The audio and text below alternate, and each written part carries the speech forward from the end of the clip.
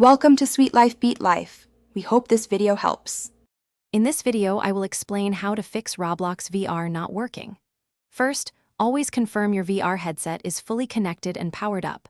Otherwise, it simply won't be recognized. Make sure your specific VR platform software, whether it is SteamVR or Oculus, is actively running in the background.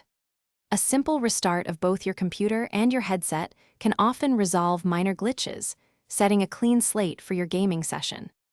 Keeping your system updated is extremely important for a smooth VR experience. Start by updating your computer's operating system.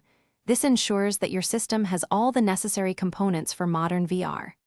Next, check for and install the latest drivers for your specific VR headset, which directly impacts performance and detection. Finally, always let your Roblox client fully update itself before trying to jump into a VR game, as outdated versions often cause issues. Within Roblox itself, a few settings adjustments can make a significant difference. First, open the in-game menu and make sure the VR mode or VR-enabled option is switched on. This is crucial for the game to recognize your headset. You might need to lower your graphic quality settings to automatic or even a lower preset to maintain a consistent frame rate, especially on less powerful machines. Lastly, ensure your field of view is at a reasonable level, preventing unnecessary system load.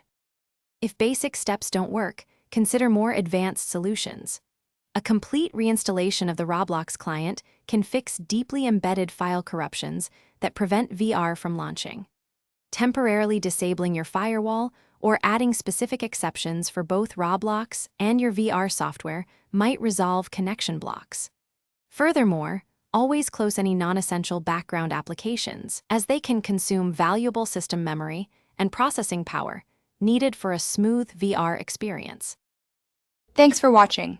Consider subscribing if we helped you.